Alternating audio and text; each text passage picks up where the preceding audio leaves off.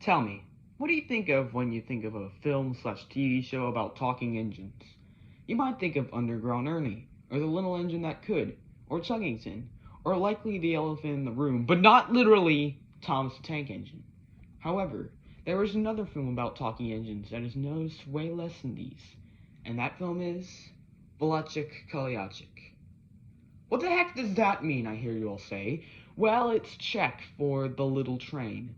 So to avoid confusion, I'll just refer to the film as its English translation for this video. So The Little Train is a stop-motion short film made in 1959 by Czech filmmaker Hermina Terlova. I hope I said that correctly. So let's go over the basic plot. So there's this little steam engine who works in a coal yard giving coal to the bigger engines. The little engine is jealous of the big engines and wants to see the world like them. But instead of traveling the literal world for a cash grab, one day he jumps off the trestle and runs off. That's one thing to know about this film. The laws of physics barely exist, if at all. So crazy stuff like this is common. Anyway, the engine runs away, much to the big engines and the people's dismay. They try to stop him, but they can't. While on his adventure, the little engine comes across a talking cow and a little girl, but they will be relevant later on. So eventually this engine runs into a tunnel and we get the scariest part of the film. I know I should get into extra details later, but holy crap, this looks like the depths of my nightmares. I'll be lucky if I don't get sleep paralysis after this. So after the nightmare fuel, the engine comes across a gloomy wasteland full of destroyed engines and cars.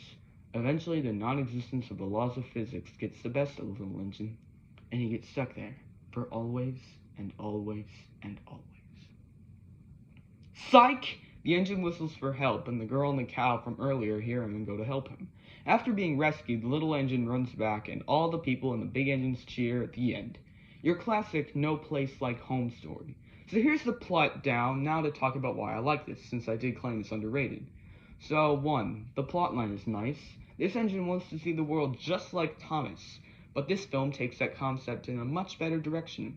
He just wants to see the countryside, not get on a ship, see all the continents, make awful toys, and replace his big engine friends with more idiotic engines. No. He simply wants to travel and see what's beyond the coal yard. And then when he sees the dangers of the world beyond, he gets a very happy reunion back at the coal yard, with the people cheering and the big engines whistling in chorus. 2.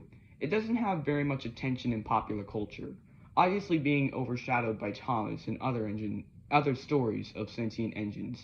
Heck, there isn't even a single bit of merchandise for this film. Along with that, its one and only pop culture appearance is a brief scene in an episode of Shining Time Station, where small clips of the film are seen during a musical number. That's it. That's all the outside attention it gets, nothing else. 3. The overall appearance of the characters. By this, I mean the design of the little engine and his interactions with the big engines.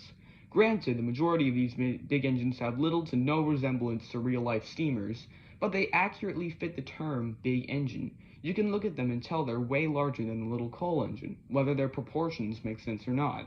The people who made these engine props did a great job with giving off that look, especially the dark streamlined one. I have no idea why, I really like that streamlined engine. Maybe it's because it reminds me of the Commodore Vanderbilt and or the Hiawatha, two real-life engines I'm a big fan of.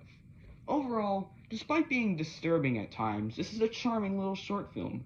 If you want to watch this on YouTube, make sure you either find an English dubbed one or watch with the English subtitles on, since most versions are in Czech language.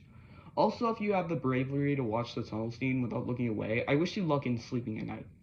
Well, that's all for now. Daisy Gotcha Life, I don't give a flipping crap about your tantrum. I made another train video, and thank you everyone for listening this long. Adios.